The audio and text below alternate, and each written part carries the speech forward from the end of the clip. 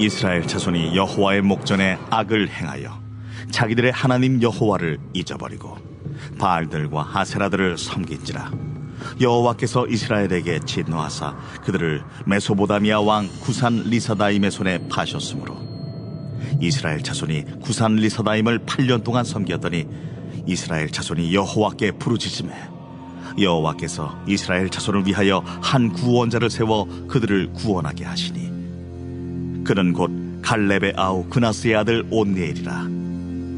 여호와의 영이 그에게 임하셨으므로 그가 이스라엘의 사사가 되어 나가서 싸울 때에 여호와께서 메소보다미아 왕 구산 리사다임을 그의 손에 넘겨 주시매 온니엘의 손이 구산 리사다임을 이기니라. 그 땅이 평온한 지 40년에 그나스의 아들 온니엘이 죽었더라.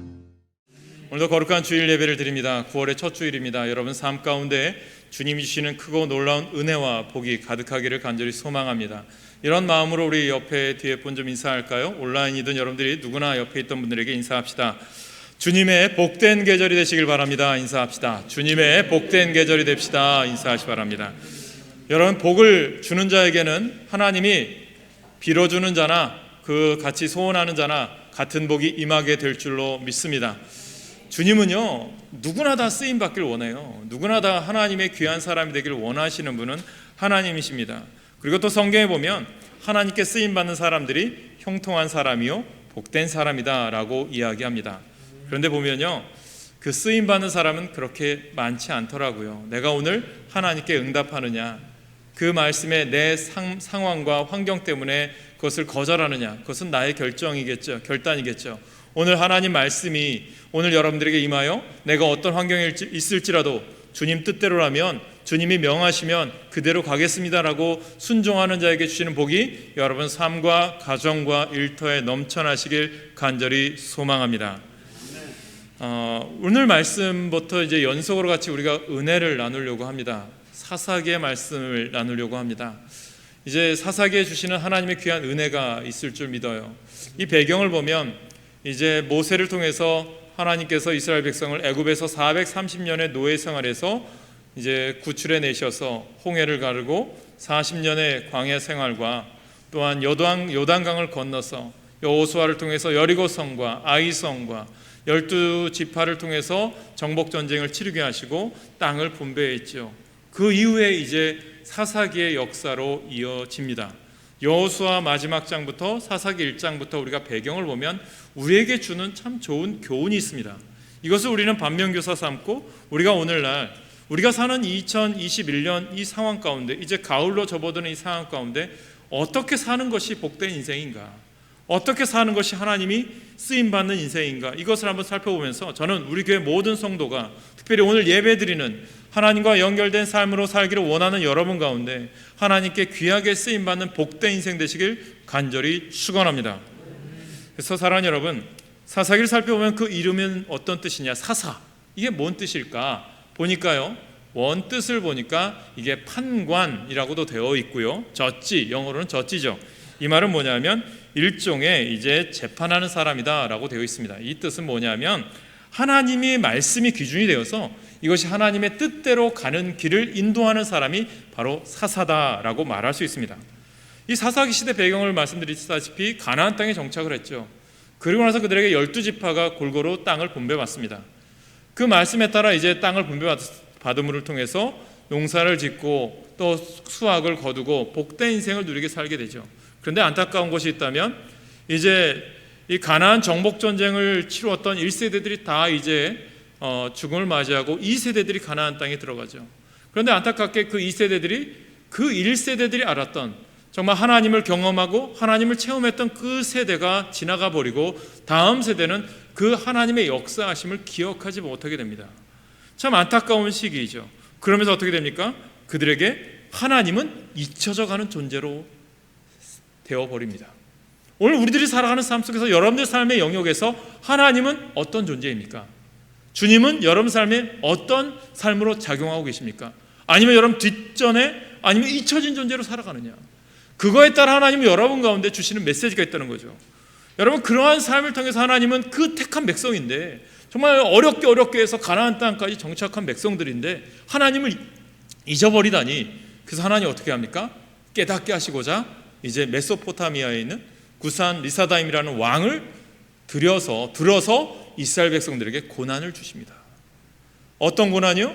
애굽에서 당했던 고난과 똑같이 8년 동안 그들에게 노예와 같은 생활을 하게 합니다. 정작 가나안 땅, 복된 땅에 도착해서 풍요로움을 거둘 수 있었는데 그들의 다시 원위치가 되어버린 거죠. 안타까운 심정 아닙니까? 왜 그랬을까요? 너희들 멸망해라 했을까요? 깨달으라는 거죠. 오늘 정말 저는 이 시대가 하나님 우리에게 주시는 깨달음의 시대라고 생각합니다. 믿음에 대해 깨달음, 내가 예배에 대한 소중함의 깨달음, 하나님과 연결된 삶을 내가 올바로 살고 있는가를 되돌아볼 수 있는 깨달음이 여러분 가운데 있기를 원합니다. 그래서 이 어려운 시대, 고난한 시대에 하나님은요, 한 사람을 들어 쓰시죠. 누굽니까? 오늘 본문에 나오는 온니엘입니다. 그 이름이 무슨 뜻이죠? 하나님의 능력, 하나님의 힘이라는 뜻을 가지고 있어요. 온니엘은 사사기에 등장하는 첫 번째 사사입니다. 어떻게 보면 첫째라고 하는 것은요, 되게 부담이 됩니다. 왜냐하면 모델이 되어야 되기 때문에. 그런데 하나님은 왜 그 수많은 이스라엘 백성 중에 온니엘을 들어 쓰셨을까? 여러분 생각해 보셨습니까? 온니엘이 왜 쓰임받을 수 있었을까? 생각해 보셨습니까? 여러분, 이 온니엘을 통해서 우리들이 깨달아야 될 것은, 나도 세상 살아가는데 하나님께 좀 쓰임받고 복된 인생 누리고 싶은데, 그러면요, 온니엘에게서 배우세요. 이 온니엘이 어떻게 쓰임받았는가 오늘 본문을 통해서 한번 같이 은혜를 나눕니다. 어떤 사람이었느냐? 첫째, 하나님 말씀에 순종할 줄 아는 사람이었다라는 거예요. 본문 9절을 볼까요? 같이 읽습니다. 9절 시작. 이스라엘 자손이 여호와께 부르짖음에 여호와께서 이스라엘 자손을 위하여 한 구원자를 세워 그들을 구원하게 하시니 그는 곧 갈렙의 아욱 그나스의 아들 온니엘이라. 아멘. 여기서 보니까 이제 순종의 사람 이야기 전에 중요한 것이 있다면 먼저 여러분들에게 드리고 싶은 말씀은, 이 하나님은요, 우리에게 가장 하나님이 취약한 부분이 있어요. 어떤 부분이냐? 어떤 부분일 것 같아요? 부르짖음에 취약하십니다. 이스라엘 백성들이 고난이 찾아왔어요. 어려움이 왔을 때 제일 먼저 한 게 뭐예요? 여호와 하나님께 부르짖음이에요. 저는 이 시대에 하나님이 원하는 게 뭘까요? 기도가 회복되기를 원하십니다. 여러분들이 기도의 자리를 찾으셔야 돼요. 하나님 예배의 자리를 찾기를 원하세요. 예배의 자리에 부르짖기를 원합니다. 그 자리에 나아갈 때 하나님은 분명히 하나님의 사람을 세우셔서 여러분들의 어려움과 고난의 시기를 이기게 하실 줄 믿으시길 간절히 소망합니다. 그래서 오늘 기도하실 때 우리 장로님 얘기하셨지만 예레미야 선지자가 33장 3절에 보니까 너는 내게 부르짖으라 내가 내게 응답하겠고 내가 알지 못하는 크고 은밀한 일을 내게 보이리라. 할렐루야. 그 기도의 응답이 있길 간절히 축원합니다. 그래서 이제 보면 우리가 왜 순종의 사람이라고 얘기했을까, 이 말을 들어보면 우리가 사람들을 소개하죠. 특별히 내가 유명하지 않으면 이렇게 얘기하죠. 그 부모? 유명한 부모다. 그러면 뭐 대통령의 아들 이런 거, 저 사람은 대통령의 아들이야. 뭐 저 사람은 누구누구의 아들이야. 아무아무의 자녀야. 그렇게 소개를 하지 않습니까? 그렇게 이제 그 사람 밑에서 저 사람의 가문이 저렇구나. 저 사람의 부모가 이렇구나. 그러면 그 자녀도 그 영향을 받았겠구나. 그렇게 생각을 하죠. 그러면서 오늘 보니까 온니엘의 이 형식을 따른다면 아마 그나스의 아들이라는 게 먼저 나와야죠. 아버지 이름을 먼저 대야 되지 않습니까? 근데 그 앞에 뭐가 있죠? 갈렙의 아우라는 게 등장을 해요. 왜 갈렙을 등장시켰을까? 뜻이 있습니다. 여러분, 여호수아와 갈렙 하면 떠오르는 게 있죠. 무엇이죠? 이제 가나안 정복 전쟁을 치르기 전에 모세를 통해서 가데스 바네에 도착했을 때 이제 12지파에서 한 명씩 뽑아서 정탐꾼을 가나안 땅에 보내죠. 그 중에 12명 중에 2명이 누구죠? 여호수아와 갈렙입니다. 그때 오직 여호와의 말씀에 힘입어서 저 가나안 땅을 우리가 주님의 힘을 입어 나가면 우리는 마땅히 저 땅을 차지할 수 있습니다라고 고백했던 사람도 여호수아와 갈렙이었습니다. 근데 여기 이 이야기하면서 갈렙이라고 하는 사람은 또 어떤 사람일까요? 여러분 아시죠? 가나안 정복 전쟁 한참 중이었잖아요. 여호수아가 전쟁을 하고 있는데 정복하지 아니한 땅이 있어요. 어디죠? 헤브론 산지예요. 험한 산지예요. 정말 가나안 족속 중에 가장 강한 민족이 살고 있었어요. 아무도 가려고 하지 않아요. 그때 나이 80이 넘은 갈렙이 이 땅을 내게 주소서. 주님이 함께 하시면 내가 이 땅을 차지하리다. 그리고 이 산지를 내게 주소서 하면서 여호수아 친구와 같은 여호수아에게 말하고 그 땅을 가서 차지하게 됩니다. 그런데 그 전쟁에서, 헤브론 산지 전쟁에서 누구와 동행하냐면 오늘 본문에 나오는 온니엘과 동행을 합니다.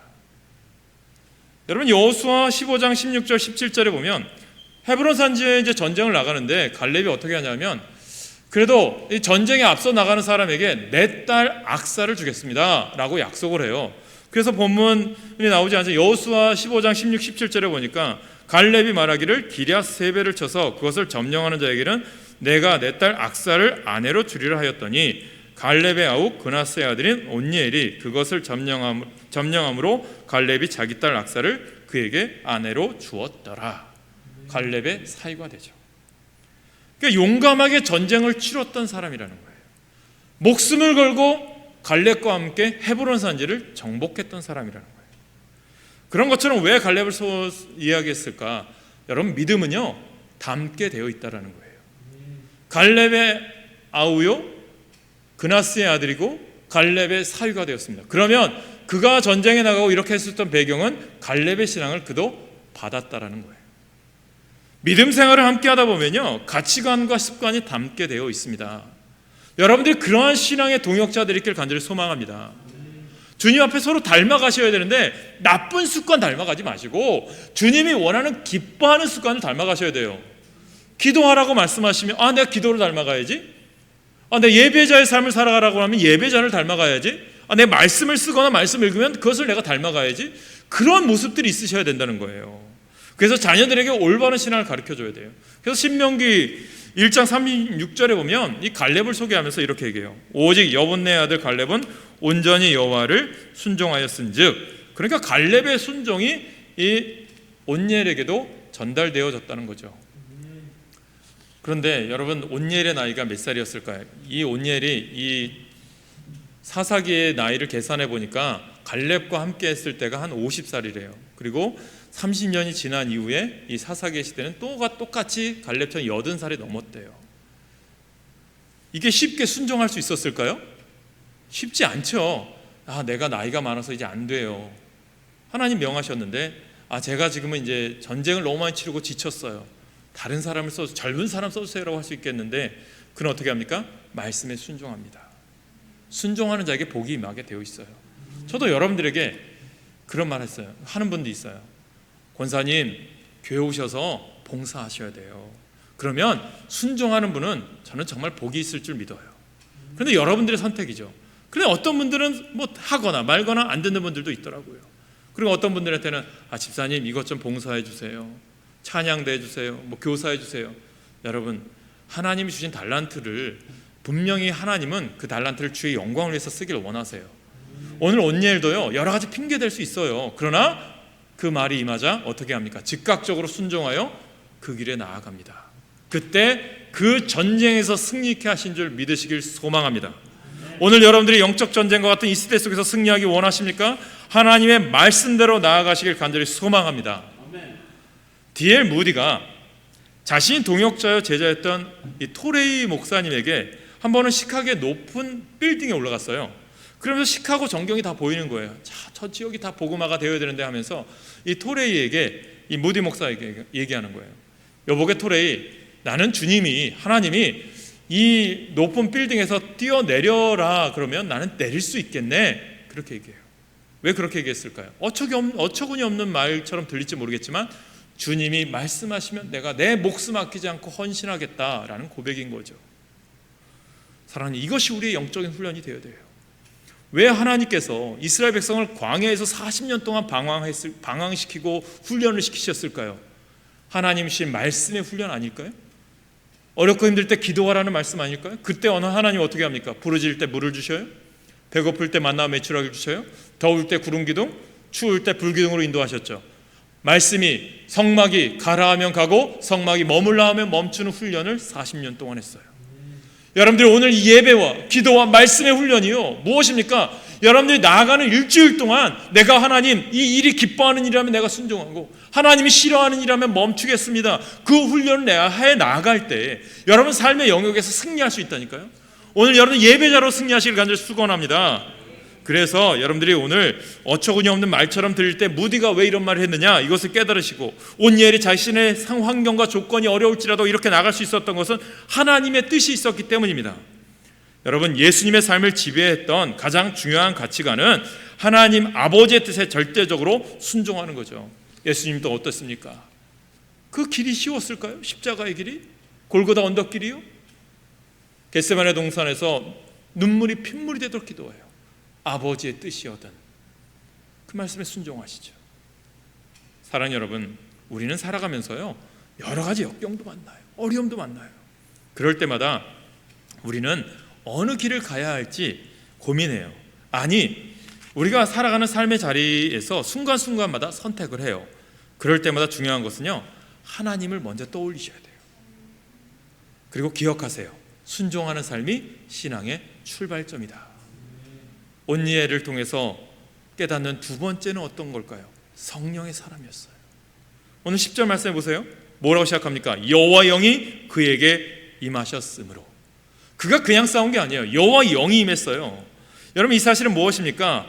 온니엘이 하나님께서 쓰시는 사사가 된 것은요, 하나님의 영이 그에게 임했기 때문입니다. 그렇다면 어떤 뜻이냐? 이 성령으로 임했다라는 뜻을 분석해 보면 요즘 시대가 우리 홀릭이라고 하는 말을 많이 써요. 중독이라는 단어예요. 이것은 의학적인 용어입니다. 그래서 워크홀릭, 일에 중독되었다. 어떤 사람은 마약, 도박, 아니면 쇼핑, 게임, 일 등에 몰두한 것을 홀릭이다, 중독이다 얘기해요.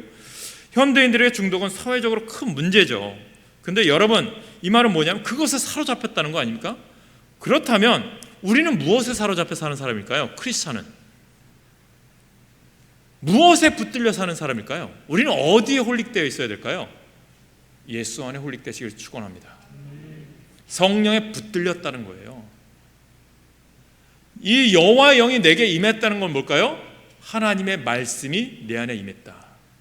그러니까 하나님의 다스림, 하나님의 통치함을 받는다. 이것이 성령이 임했다는 거죠. 우리가 쉽게 얘기하는 건 뭘까요? 성령 충만하다는 의미가 그거예요. 저는 여러분들이 성령 충만하시길 간절히 축원합니다. 성령이 충만해지니까 그 마음에 하나님이 주신 마음이 있어서, 주님, 제가 이 전쟁에 나가 싸워 이기겠습니다. 하나님이 이 전쟁에 승리하게 하시면 우리 이민족에 다시는 어려움과 고난이 없도록 평안을 주십시오. 그래서 온니엘이 나간 거죠. 여러분, 사도행전 8장에 보면 시몬이라고 하는 마술사가 등장을 하는데요, 이 시몬이라는 마술사가 보니까 성령에 대해서 궁금한 거예요. 그러니까 이 제자들이 복음을 전하니까 성령 충만하니까 기적이 일어나죠. 눈먼 자가 눈 뜨고 앉은 뱅이가 일어나고 놀라운 일들이 일어나잖아요. 그러니까 이 시몬이라는 사람이 돈이 많으니까 성령 나에게 좀 파십시오라고 했어요. 여러분, 성령은요 돈으로 살 수 있는 게 아니에요. 성령은요 그렇게 임하는 게 아니에요. 어떻게 임해요? 기도할 때 임합니다. 예배 드릴 때 임합니다. 말씀 읽을 때 임합니다. 그것을 믿으시길 간절히 축원합니다. 그래서 예전에 복음성가 어렸을 때 돈이라도 못 가요. 명예로도 못 가요. 오직 예수 이름으로 가는 거 아닙니까? 그래서 요엘서 2장 28절에 보면 그 후에 내가 내 영을 만민에게 부어주리니 너희 자녀들이 장래일을 말할 것이며 너희 늙은이는 꿈을 꾸며 너희 젊은이는 이상을 볼 것이며. 성령은 대단한 사람, 특별한 사람에게만 주어지는 것이 아니라 모든 사람에게 주어졌어요. 오늘도 주님은 여러분 다스리기 원해요. 근데 내가 오늘 말씀에 순종하며 나아가느냐죠. 갈수록 우리는 혼탁해져요. 어려워요. 요즘 이 시대 예배자가 힘들죠. 저는 여러분들이 이것이 중요합니다. 뭐냐면 이럴 때일수록 우리는 더 하나님 만나셔야 되는 거예요. 이럴 때 더 기도하며 하나님과 연결되어 있어요. 끊임없이 기도하며 하나님과 관계를 유지하셔야 돼요. 우리가 이렇게 불이 들어와 있어요. 왜 들어왔을까요? 우리나라에 발전소가 있어요. 원자력 발전소, 화력 발전소, 아니면 태양열, 요즘 이제 많은 풍력 발전소도 많이 있죠. 그게 연결되어서 공급받아서 전기가 이렇게 공급되는 거 아닙니까? 그런데 그것이 아마 끊겼다. 그럼 어떻게 전기가 나가겠죠? 우리 교회도 보면 전에 이제 물이 새거나 그러면 합선이 일어나면 전기가 차단기가 내려져서 불이 꺼져요. 그럼 어떻게 해야 될까요? 저도 이제 천정에 올라가거나 이 지붕에 올라가서 물 새는 곳을 다 막아요. 그래야 전기가 나가지 않을 겁니까?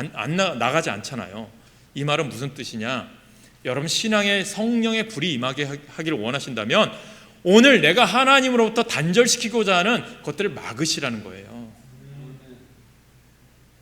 다른 세상적인 것들 다 막으시라는 거예요. 그래야 하나님과 연결되어 성령의 불이 여러분들한테 환하게 임하게 될 줄 믿으시길 간절히 축원합니다. 그것이 어떻게 연결되어진다고요? 예배로, 기도로, 말씀으로 연결되셔야 됩니다. 그래서 여러분들의 삶 속에서 어디서 빛을 발해야 될까요? 가정, 일터, 사업장이죠. 어디서든지. 그래서 여러분들이 성령 충만한 믿음의 사람으로 승리하는 삶의 주인공 되시길 간절히 축원합니다. 오늘 온예를 통해서 배울 수 있는 세 번째는 뭘까요? 희생의 사람이었다는 거예요. 희생할 줄 아는 거죠. 온예일이 몇 살이라고요? 80살이 넘었다고 얘기했어요. 근데 그가 하나님께 부름받아요. 이미 헤브론 산지 전쟁을 통해서 많은 전공과 전과를 세웠어요. 많은 승리들이 있었겠죠. 그런데 이제는 연로한 분인데 전쟁에 나가야 되는 게 얼마나 어렵습니까? 또 그동안 쌓은 전공 전과가 만약에 이 전쟁에서 내가 조금이라도 실패하면 다 무너져 내리잖아요. 쉽게. 그러니까 쉽게 편안한 삶으로 마감할 수 있는데 왜 나갔을까요? 주님의 뜻이 있고 내 자신이 희생해서라도 이 민족이 살 수 있다면 나가는 거예요. 신앙은 이게 신앙입니다. 봉사하고 헌신하는 것, 나는 이 정도면 됐고 나이가 많은데 아니, 주님은요 부르실 그날까지 헌신하기를 원하시는 분이세요. 여러분 이걸 깨달으셔야 돼요. 그러다 하나님께 부름받는 자에겐 복이 임합니다. 하나님의 영광이 임하게 되는 거예요. 근데 메소포타미아 왕과의 전쟁이 쉬웠을까요? 영어 성경에 보니까 이 구산 리사다임 왕을 영어로 보니까 더블 위크니스라는 단어를 써요. 뭐냐면 더블 위크니스, 2배나 사악한 왕이고 정말 나쁜 왕이라는 거죠. 얼마나 힘들었겠습니까? 근데 이 앞에 전쟁 앞에 온니엘이 나갑니다. 뭘까요? 자신의 삶을 희생하는 거고요. 자신의 안녕, 삶의 안전, 평안, 건강을 고려치 않았어요. 온니엘을 그는 철저하게 헌신했던 사람이라는 거죠. 희생했던 사람이라는 거죠. 그 희생으로 말미암아 이스라엘 백성이 어떻게 됩니까? 하나님의 평안이 임합니다. 오늘 결론 11절이죠. 그 땅이 평온한 지 40년에 그나스의 아들 온니엘이 죽었더라. 40년의 평안이 찾아옵니다. 저는 40년만이 아니라 끊임없이 계속되어야 되는데 우리가 다음 주에도 보겠지만 애후세대에도 보겠지만 또 악을 행해요. 참 이 패턴이 안타까워요. 우리들도 이런 패턴을 똑같이 반복하시면 안 돼요. 그래서 전도서 기자 말씀드리죠. 형통할 때는 기뻐하고 공고할 때는 자신을 되돌아볼 수 있는 지혜자로 살아라. 그래서 하나님 뭐라고 그래요? 형통할 때나 공고할 때나 우리에게 주님 바라보기를 원하시는 거죠. 그래서 다윗과 솔로몬이 이 또한 지나가리라 그 얘기하시죠. 다윗이 전쟁에서 승리하고 왕이 되었을 때 자신이 그러면 이것을 교만하지 않기 위해서 반지를 하나 새겼는데 이 반지에 어떤 글귀를 새기면 좋을까? 지혜자라고 유명한 아들 솔로몬에게 부탁하죠. 그래서 솔로몬이 이 세공사에게 거기에 이 또한 지나가리라를 새겨주십시오라고 부탁을 하죠. 형통할 때도 이 또한 지나가면 교만하지 않기 위해서 기억하고, 공부할 때도 힘들 때도 이 또한 지나갈 줄 믿고 하나님만 의지하기를 원하는 그 마음이 그 뜻에 담겨 있는 거죠. 오늘 이 시대가 하나님은 분명히 코로나19 시대에 이 또한 지나가게 하실 거고 하나님의 뜻을 바라보기를 원해요. 그러다 우리에게 복이 임하겠죠? 은혜가 임하겠죠? 그 은혜의 때도 더 주님을 바라보고 의지할 수 있는 이 또한 또 지나갈 수 있음을 경고하는 것을 들으셔야 된다는 거죠. 그것이 사사기를 통해서 우리에게 주시는 메시지라는 것입니다. 사랑하는 여러분, 지금 우리 시대는 참 희생과 헌신이 부족한 것 같아요. 서로 자기만 편하려고 합니다. 남이 어떻게 되든 자기만 편하면 그만이라고 하는 이기적인 생각이 전염병처럼 퍼져나가는 것 같아요. 그러면 결국요, 다음 세대는 없어요. 사랑하는 여러분, 다음 세대의 번영을 위해서 지금 우리가 눈물과 땀을 흘리며 자신을 버리는 희생을 감수해야 합니다. 우리가 중요한 것이 그 세대 아닙니까? 우리가 이것으로 끝나기를 원합니까? 다음 세대가 더 믿음으로 복 받으셔야 되지 않겠습니까? 우리가 이 지금 누리는 이 복은 뭘까요? 믿음의 세대가 있었기 때문 아닙니까? 정말 6.25 때 왜 너무나도 힘들고 어려웠을 때 기도했던 사람들, 저 지금은 이제 여의도 공원이 되었지만 5.16 광장에서 그 시멘트 바닥에서 눈물 뿌려 기도했던 믿음의 선진들이 있었기 때문에, 정말 교회마다 부흥하며 하나님의 일을 감당했던 그 시대가 있었기 때문에 가능하지 않습니까? 그때 그런 선배들 그런 얘기 하더라고요. 그때는 상가마다 교회가 세워지면 교인들이 다 찾아왔다고. 근데 지금은 그렇지 않아요. 후배 목사랑 얘기하는데 안타까워요. 이 코로나 시대 때 교인들이 안 와요. 목사님과 사모님 둘이 예배 드리는 거예요. 얼마나 힘들까요? 그래서 오늘 제가 그런 얘기를 했어요. 하나님을 향하는 그 한 사람이 하나님이 기뻐하는 천천히 되고 만만히 될 줄 믿습니다. 그 얘기를 했더니 아멘이라고 얘기하더라고요. 후배가. 사랑하는 여러분, 하나님은 오늘 여러분을 사용하기를 원하세요. 그 사람이 온니엘이 아니라 오늘 이 시대에 여러분들의 온니엘이 되길 원합니다. 사랑하는 여러분, 온니엘을 통해서 하나님께 쓰임받는 삶의 자세를 배우십시오. 그리고 그 삶의 자세를 여러분 삶 속에서 구체적으로 적용해 보세요. 그리하여 여러분들도 온니엘처럼 순종의 사람, 성령의 사람, 희생의 사람이 되십시오. 삶의 진정한 보람을 자기의 안일과 평안에서 찾는 것이 아니라 다음 세대를 위한 희생과 헌신을 통해서 새로운 역사를 창조하고 부족한 대로 하나님 앞에 쓰임받는 여러분 되시길 소망합니다. 마지막 이야기로 말씀을 맺겠습니다. 어떤 교회에 있었던 일이에요. 이분이 말을 제대로 못해요. 귀도 잘 들리지 않아요. 근데 이분이 이 코로나 시국에도 예배를 열심히 드리시는 거예요. 잘 알아듣지도 못하는데. 그래서 어떤 분이 질문을 한 거예요. 이분한테. 당신은 잘 듣지도 못하시고 말도 잘 못하는데 왜 매 주일 예배마다 예배를 드리십니까? 그냥 집에서 편하게 온라인이든 아니면 그런 예배 드리셔도 되잖아요. 그렇게 얘기했대요. 그랬더니 그분이 이런 대답을 해요. 내가 매일같이 이렇게 예배를 주님 앞에 사모하여 드리는 이유는 내가 예배 드리는 이 순간에 다른 사람들이 나를 보았을 때 내가 하나님의 사람이구나 라고 인정받기를 원합니다. 그래서 내가 이 예배의 자리를 지키는 사람입니다. 그렇게 고백을 해요. 사랑하는 오늘 우리가 예배 드리고 말씀을 듣는 이유가 무엇입니까? 이 세상 사람들이 우리를 바라보고 그렇군요. 당신은 하나님 편에 선 사람이군요. 하나님의 사람이군요. 이렇게 인정받는 사람이 되어야 되지 않겠습니까? 그것이 오늘 우리들이 예배 드리는 이유 아닙니까? 우리들이 하나님 앞에 예배를 드리고 믿음 생활하고 기도한다고 하면서도 우리들이 하나님 편에 선 사람인 것이 증명되지 아니하고 사람들이 우리로 하여금 당신이 하나님의 사람이라고 말하지 못한다면 우리의 신앙이 얼마나 공허하겠습니까? 여러분이 보여주셔야 돼요. 내가 하나님 편에 선 사람입니다. 내가 하나님의 사람입니다. 그것이 오늘 여러분들이 명명백백하게 나타날 수 있는 사람이 될 때 하나님이 여러분을 들어서 하나님의 영광과 복이 충만하게 하실 줄 믿으시길 간절히 축원합니다. 그 한 사람이 여러분이 되셔서 여러분을 통해서 여러분의 사람이 천천히요 만만히 되시길 축복합니다. 사랑하는 여러분, 이 시간 찬양 하나 할게요. 우리가 사는 이 시대가 영적 전쟁 시대 아닙니까? 우리를 유혹하는 게 너무 많아요. 젊은이들도 마찬가지죠. 차별 금지해야 된다고 차별금지법 때문에 어려움 당해요. 동성애 때문에.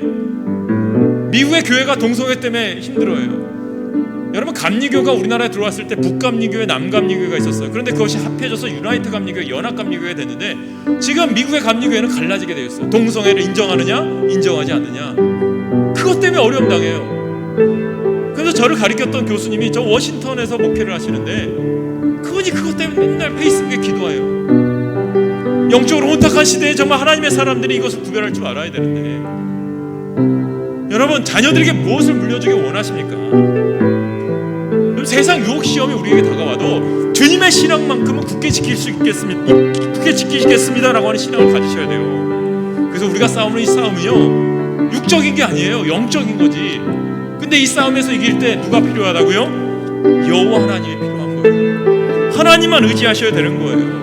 그 믿음으로 오늘 이 찬양하시고 하나님 바라보며 승리하는 여러분 되시길 간절히 소망합니다.